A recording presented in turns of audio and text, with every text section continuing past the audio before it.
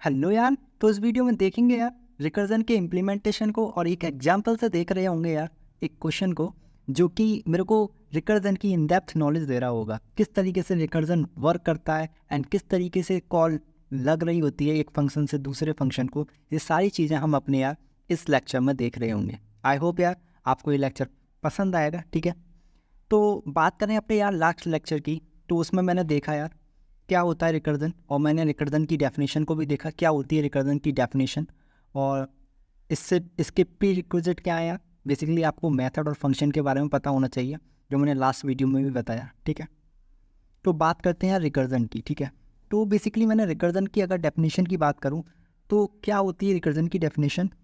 A function और a method that calls itself until the specific condition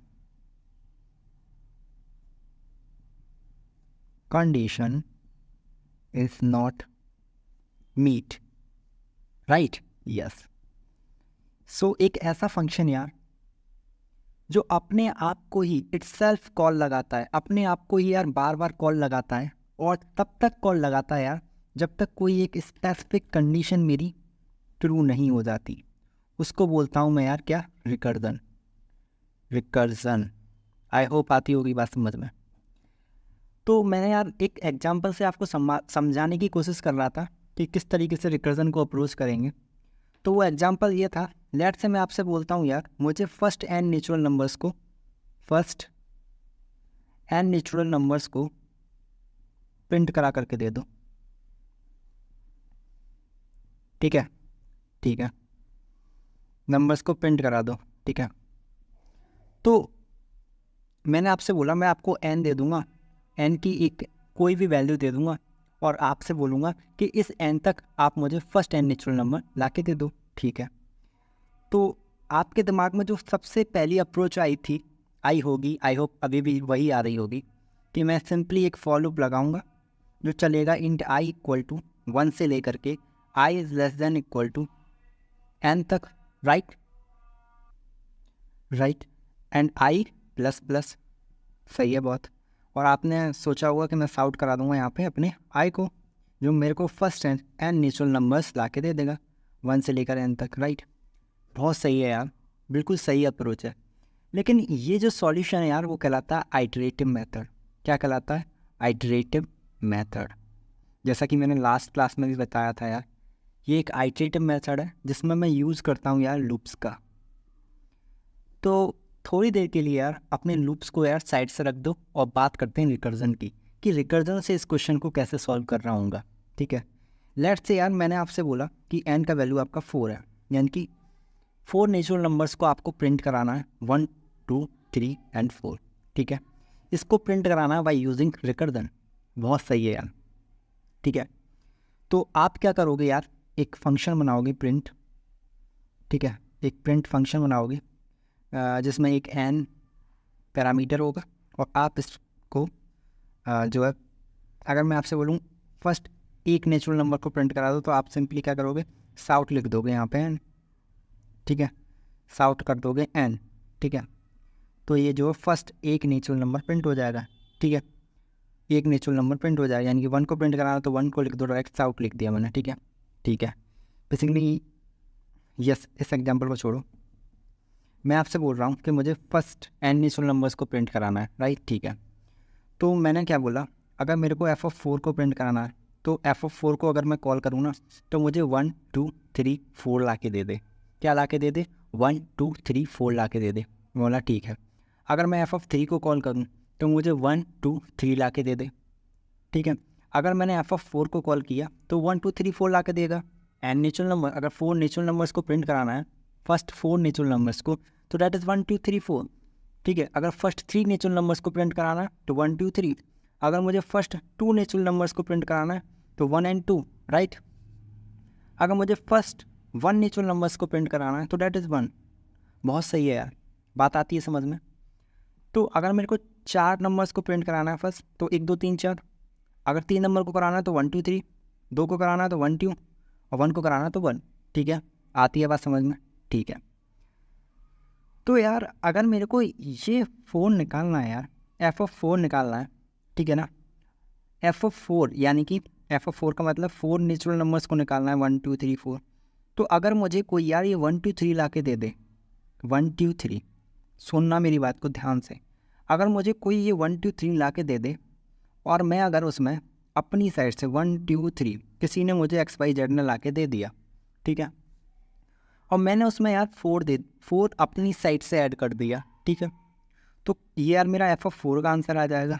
M I right? Right.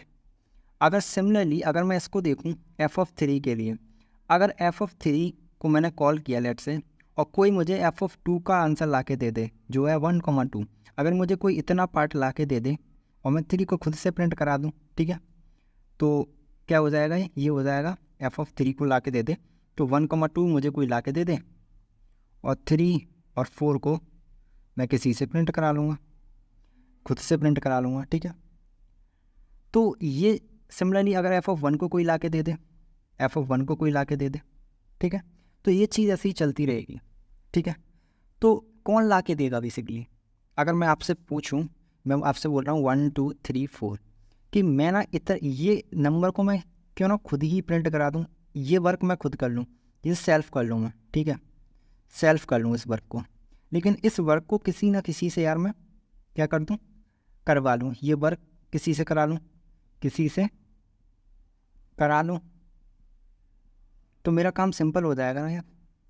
हाँ यार, अगर कोई मुझे 1 2 3 ला के दे देगा और मैं अपनी साइड से उसमें 4 को प्रिंट करा दूंगा तो बेसिकली मेरा आंसर आ जाएगा ना। मुझे फर्स्ट 4 नंबर को प्रिंट कराना था, 4 आ गया। सिमिलरली अगर मैंने फर्स्ट 5 नंबर्स को प्रिंट कराना होता तो 1 2 3 4 5, तो मैं बोलता मैं 5 को तो यार खुद से प्रिंट करा दूंगा, कोई मुझे ये ला के दे दे यार। बिल्कुल सही बात है यार, अगर कोई ये ला के दे देगा ना तो मेरा आंसर आ जाएगा, क्योंकि मैं अपने सेल्फ वर्क तो मैं कर रहा हूँ ना, ये 5 को मैं खुद से प्रिंट करा रहा हूँ, और ये क्या कर रहा हूँ, ये मैं किसी से वर्क करा के लेके आ रहा हूँ, कोई मेरे लिए वर्क कर रहा है ये, ठीक है, ठीक है। तो जो ये वर्क करके दे रहा होता है ना यार, उसको मैं बोलता हूँ रिकर्जन। क्या बोलता हूँ? रिकर्जन। ये वर्क करके ला के दे रहा होगा मुझे रिकर्जन। अब कैसे ला के दे रहा होगा, कैसे कर रहा होगा, ये देखते हैं। तो लेट से मैंने आपसे बोला एक फंक्शन है आपके पास, ठीक है, ठीक है, तो इसमें एक इंट n पैरामीटर है, n यानी कि मुझे फर्स्ट 5 नेचुरल नंबर्स को प्रिंट करना है लेट से, ठीक है, ठीक है। n की वैल्यू यहाँ पे कितनी है, 5 है, तो मेरे को प्रिंट क्या कराना है, फर्स्ट 5 नेचुरल नंबर्स कहीं ना कहीं 1 2 3 4 5। तो मैंने आपसे क्या बोला कि कहीं ना कहीं कोई ये मुझे ला के दे दे, ये क्या है, ये है मेरा f(4), तो ये f(4) ला के दे दे कोई, ठीक है ना, f(4) ला के दे दे और मैं 5 को खुद से प्रिंट करा दूँ तो मेरा फाइनल आंसर आ जाएगा। मैंने बोला बिल्कुल सही सोचा। तो मैं क्या करूँ ना यार, मैं अब ये 4 का मतलब क्या हो गया, 4 नेचुरल नंबर्स यानी कि f(4), और f(4) यानी कि f(5 - 1), और f(5 - 1) यानी कि 5 का वैल्यू क्या है, n-1। 5 का नेम क्या है अभी, n वेरिएबल है ना, तो f(n-1), n का वैल्यू 5 है, तो 5 - 1 f(4), तो मुझे कोई f(4) का वैल्यू ला के दे दे, और मुझे क्या करना है उसके बाद f(4) का वैल्यू ला के दे दिया इसमें, और मुझे क्या करना है, खुद से 5 को प्रिंट कराना है। तो साउट भी करा दे यार, साउट करा दे यहाँ पे। साउट का मतलब यार बेसिकली system.out println है, ठीक है। आई होप आपको पता होगा क्योंकि मैं बहुत बार इसको यूज कर चुका हूँ अब तक, ठीक है। तो मैं क्या करूँ, n का वैल्यू खुद से प्रिंट कर दूँ, ठीक है। तो ये मेरा फाइनल आंसर कहीं ना कहीं ला के दे देगा। क्या आपको लगता है ये मेरा फाइनल आंसर ला के दे देगा? ला के तो दे देगा यार, लेकिन गड़बड़ है इसमें अभी कुछ। अब क्या गड़बड़ है तो अभी बताएंगे, वो भी ड्राई रन करके देखेंगे। तो ये क्या करके ला के देगा मुझे यार, ये ला के दे देगा 1 2 3 4, ठीक है, और ये ला के दे देगा मुझे, ये मैंने 5 खुद से प्रिंट करा दिया, तो 1 2 3 4 इसने प्रिंट करा दिया मेरे लिए, और n मैंने यानी कि 5 मैंने खुद से प्रिंट कर दिया, तो 1 2 3 4 5 इस तरीके से मेरा आंसर आ गया। लेकिन ये हो क्या रहा है, अगर मैं इस चीज़ को यार अगर आपको समझाऊँ, लाइक एक ड्राई रन से ही समझाता हूँ, ठीक है। यहाँ पे मैं कोड लिखता हूँ, लेट से इंट, एक फंक्शन है मेरे पास, ठीक है, जिसका नाम है इंट, सॉरी एक फंक्शन है f जिसका नाम है f, एंड इंट इसमें एक पैरामीटर है n। यहाँ पे मैं क्या कर रहा हूँ, एक फंक्शन को कॉल कर लगा रहा हूँ n-1 के लिए, जो मुझे n-1 first natural numbers, first n-1 numbers को प्रिंट करा के ला के दे रहा है, ठीक है। और यहाँ पे क्या कर रहा हूँ, उसके बाद साउट करा रहा हूँ n को, यही किया अभी तक मैंने, राइट, ठीक है। अब ये कॉल कैसे करूँगा इस फंक्शन को? अगर मुझे कॉल करना है तो कैसे कॉल करूँगा? ऑफकोर्स आप बोलोगे कि एक मेन फंक्शन है मेरे पास, मेन फंक्शन है मेरे पास, उस मेन फंक्शन में जाके मैं लिख दूंगा f(5), ठीक है, तो मेरे को ये फाइनल आंसर ला के दे देगा। बिल्कुल सही बात है यार। तो f(5) अगर मैंने यहाँ पे लिख दिया तो इसने क्या की, कॉल लगाई किसको, इसके पास, ठीक है, इसने कॉल लगाई इस फंक्शन के पास। आती है बात समझ में? अगर इस फंक्शन ने कॉल लगाई, इस मेन फंक्शन ने कॉल लगाई इसको, ठीक है, f(5) को, ठीक है, f(5) गया इसके पास, ठीक है। तो उसके बाद मैंने क्या किया, फिर मैं फंक्शन के अंदर गया, मैंने देखा क्या है अंदर, तो इसने फिर से कॉल लगाई f(n-1) के लिए, n-1 यानी कि 5-1 f(4) के लिए। तो इसने किसको कॉल लगाई है, f(4) के लिए, f(4) के लिए, ठीक है। यहाँ पे क्या हो रहा है, f(4-1) और साउट n, ठीक है, साउट 4 ही लिख देता हूँ, n का वैल्यू 4, आपको समझ में तब भी आ जाएगा, ठीक है, ठीक है यार। अब इसने किसको कॉल लगाई थी, इसने कॉल लगाई f(4) के लिए, ठीक है। अब ये f(4) किसके लिए कॉल लगा रहा है, f(4-1) f(3) के लिए, f(3) के लिए। मैं फंक्शन के अंदर गया, मैंने देखा क्या हो रहा है अंदर, किसने कॉल लगाई f(4-1) यानी कि 3 के लिए। तो इसने कॉल लगाई f(3) के लिए यानी कि f(3-1) एंड साउट करा दिया मैंने अपने n को। n क्या है यहाँ पे, 3 है, तो मैंने 3 को प्रिंट करा दिया, ठीक है। तो f(4) ने किसको कॉल लगाई, f(4) ने कॉल लगाई f(3) को, राइट, बिल्कुल सही है यार। अब उसके बाद क्या हुआ, अब इस f(3) ने किसको कॉल लगाई, f(3) ने कॉल लगाई f(3-1) के लिए, ठीक है ना, f(3-1) के लिए, यानी कि f(3-1) कितना हो गया, f(2). तो यहाँ पे एक फंक्शन ने कॉल लगाई इस फंक्शन ने कॉल लगाई f(2) के लिए, f(2) और f(2-1) यानी कि n-1, और ये साउट करा दिया मैंने 2 को, राइट, बिल्कुल सही है यार। तो इस f(3) ने कॉल लगाई इस f(2) को, राइट, ठीक है। फिर f(2) ने कॉल लगाई यार f(2-1) यानी कि f(1) को, ठीक है, f(1) को कॉल लगाई। तो मैंने क्या किया, f(1) और यहाँ पे साउट करा दिया अपने n को, यानी कि दैट इज 1 को, ठीक है। फिर इसने फंक्शन n-1 के लिए कॉल लगाई, ठीक है, फंक्शन f(n-1) के लिए कॉल लगाई, यानी कि 1-1 के लिए कॉल लगाई। इसने f(2-1) के लिए लगाई, अब ये 1-1 के लिए लगाएगा, ठीक है। वो क्या होगी, f(0) दैट इज 0-1 और साउट करा दूंगा मैं 0 को। क्या सही है? मुझे यार 0 तो कहीं ना कहीं प्रिंट ही नहीं कराना था, तो मैं 0 को क्यों प्रिंट करा रहा हूँ? मैंने यार 4 को प्रिंट कराया, वो मुझे समझ में आता है क्योंकि 4 मेरे फर्स्ट एंड नेचुरल नंबर में आ रहा था। मैंने 3 को कराया, वो भी आ रहा था यार। मैंने 2 को कराया, वो भी आ रहा था। मैंने 1 को कराया, वो भी आ रहा था। अब ये तो 0 को प्रिंट कर रहा है, अब ये 0 को प्रिंट भी करा रहा है। अब ये कॉल लगा रहा है f(-1) को, तो -1 को भी प्रिंट कराएगा। ऐसे तो ये चलता ही जाएगा, और इसकी एंडिंग होगी ही नहीं यार।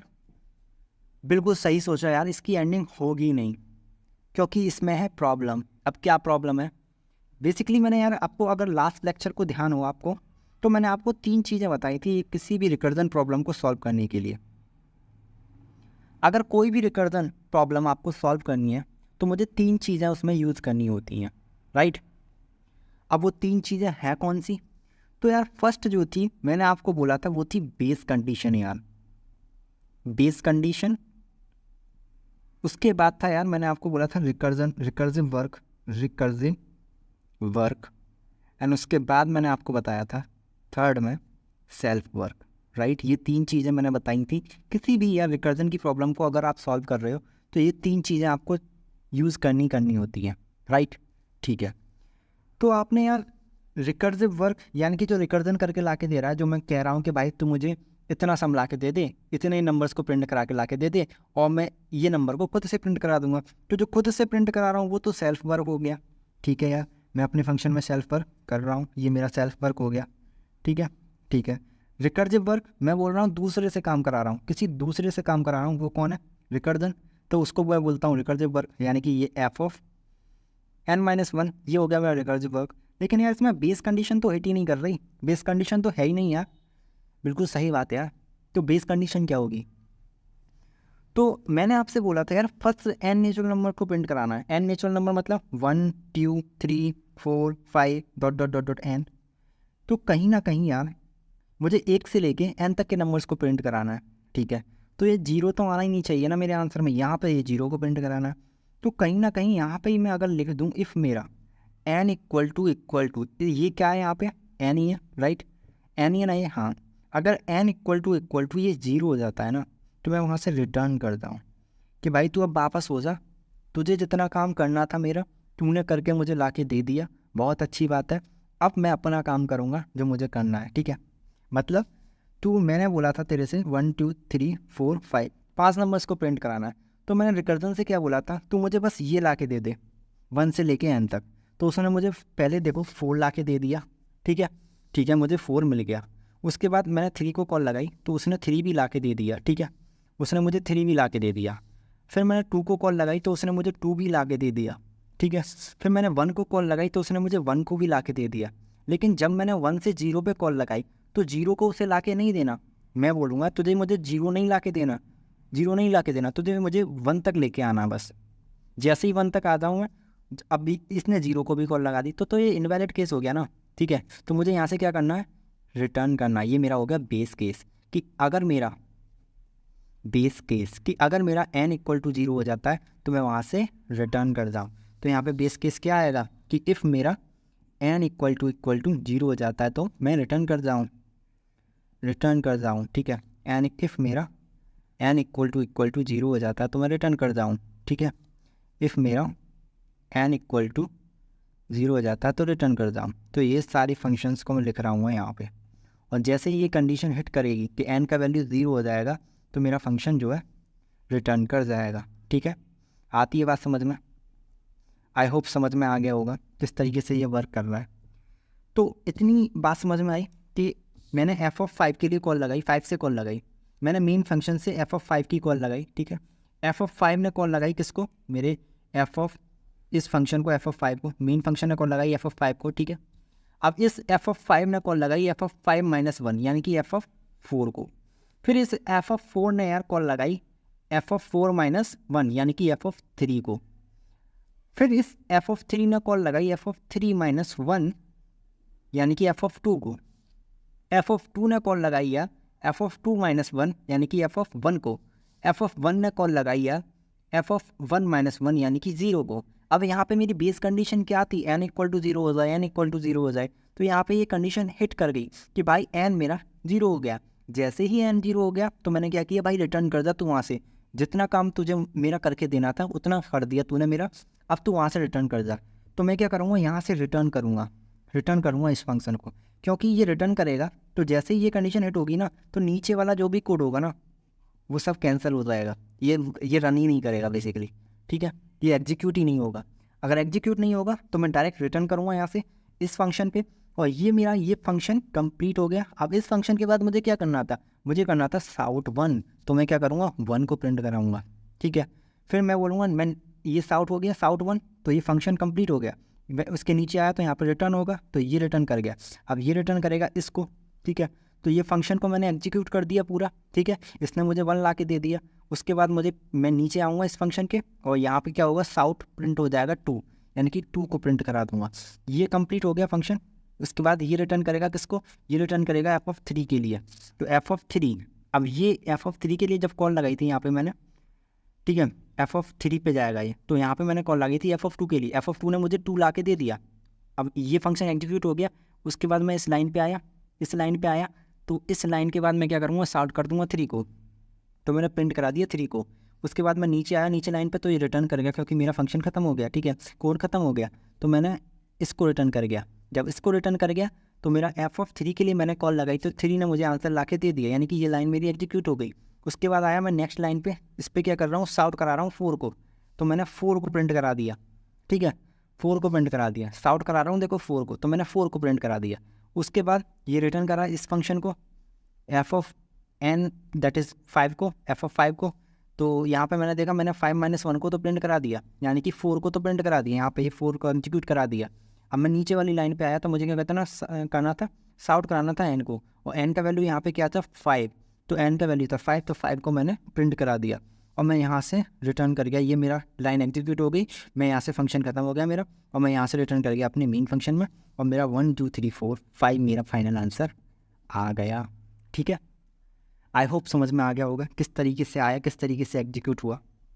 ठीक है, तो ये तो एक फंक्शन, फंक्शंस को मैंने बार बार लिखा। तो अब आप बोलोगे कि मैं हर बार ऐसे फंक्शंस को लिख रहा हूँ जब भी इस क्वेश्चन को सॉल्व कर रहा हूँ। तो बेसिकली आपको रिकर्जन की ना मैं एक बात बताता हूँ, आपको ना रिकर्जन पे ना फेथ रखनी है। फेथ, अगर रिकर्जन पे ना फेथ रखोगे तो आप रिकर्जन के क्वेश्चंस को कर लोगे, अगर फेथ ही नहीं है तो कुछ नहीं कर पाओगे। क्यों? आपको ये नहीं सोचना कि रिकर्जन कैसे ला के देगा, क्या ला के देगा, गलत तो नहीं ला के देगा, बस आपको फेथ रखनी है कि हाँ ला के दे देगा। कैसे?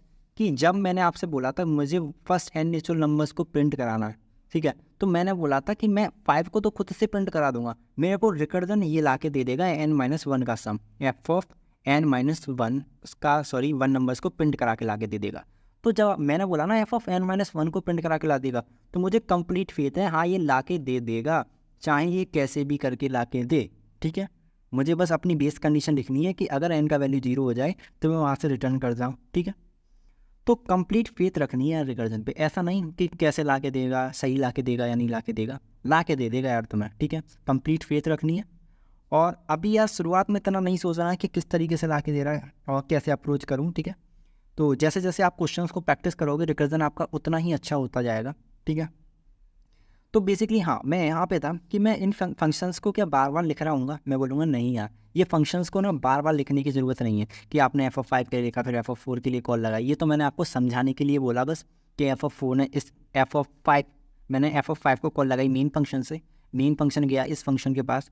ठीक है, फिर इसने कॉल लगाई एफ ऑफ 4 को, फिर एफ ऑफ 4 ने कॉल लगाई एफ ऑफ 3 को, एफ ऑफ 3 ने कॉल लगाई एफ ऑफ 2 को, एफ ऑफ 2 ने एफ ऑफ 1 को, एफ ऑफ 1 ने एफ ऑफ 0 को, और बेस कंडीशन मेरी हिट कर गई। फिर मैं वहाँ से रिटर्न किया और मेरा प्रिंट होकर के ये आ गया। आई होप बात समझ में आती होगी। ठीक है, तो इतनी बड़ी यार बार बार इन फंक्शंस को लिखने की जगह यार मेरे पास एक और अप्रोच है, उसको बोलता हूँ मैं यार रिकर्जन ट्री। ठीक है, रिकर्जन ट्री, इससे ना मैं अपने इन सब चीज़ों को देख सकता हूँ कि इस तरीके से कौन लग रही होंगी।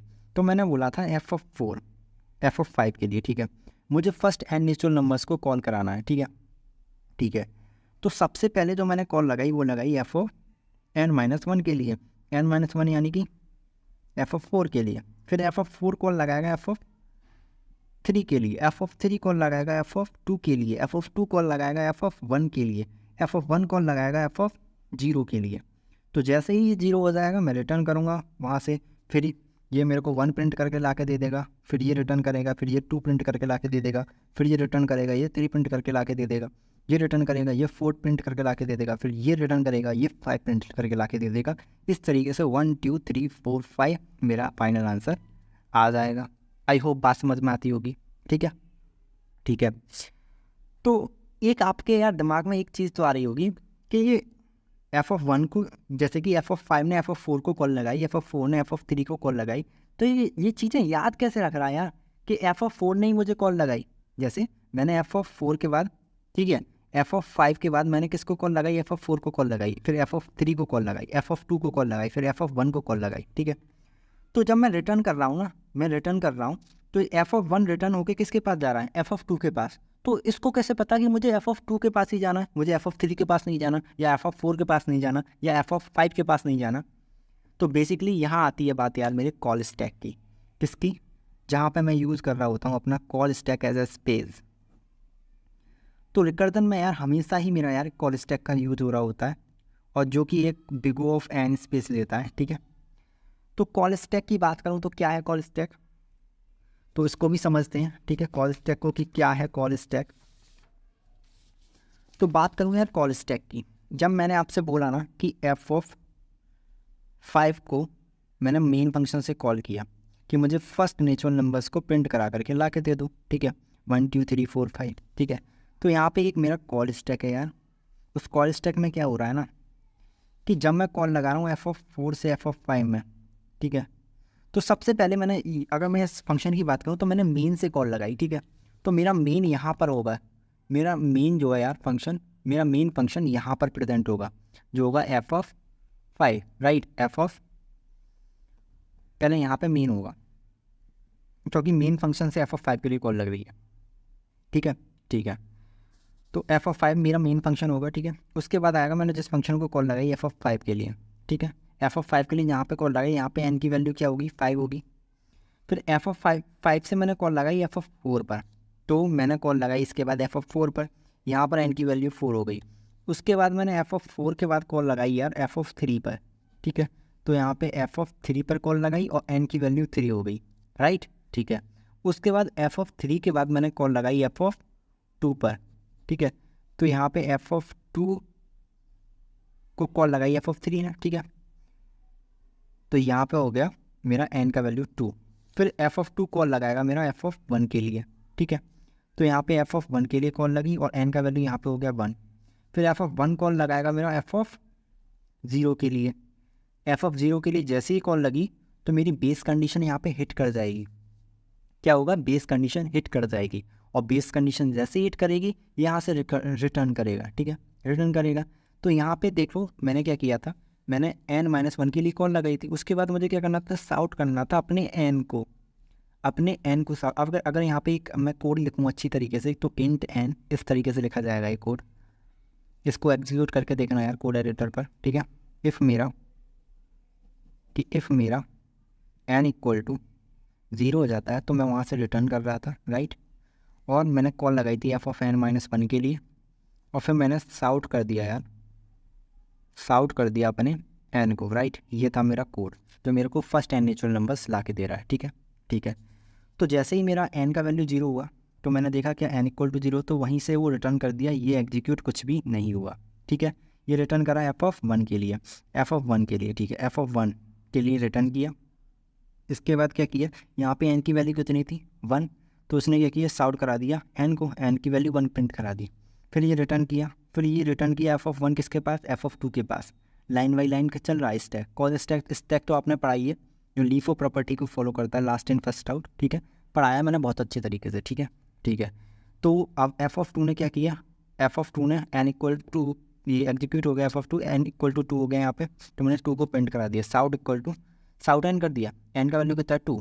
फिर इसने रिटर्न किया f(3) के लिए, अब n का वैल्यू कितना हो गया 3, तो उसने साउट करा दिया 3 को। फिर ये रिटर्न किया f(4) के पास, n का वैल्यू कितना हो गया 4, तो यहाँ पे साउट करा दिया इसने 4। फिर ये रिटर्न किया f(5) के पास, यहाँ पे n का वैल्यू कितना हो गया 5, ठीक है। फिर ये रिटर्न किया मेन फंक्शन के पास, जैसे ही मेन फंक्शन के पास रिटर्न किया तो मेरा फाइनल आंसर प्रिंट होकर के आ गया, ठीक है, और मैं अपने लूप इस फंक्शन से बाहर आ गया। आई होप बात समझ में आती होगी, ठीक है। तो इस लेक्चर में हमने यार क्या पढ़ा, 3 चीज़ें। पहली बेस कंडीशन, दूसरी रिकर्सिव वर्क, और तीसरी यार हमारा सेल्फ वर्क। ये 3 चीज़ें यार आपको किसी भी रिकर्जन की प्रॉब्लम को सॉल्व करने के लिए चाहिए होती हैं।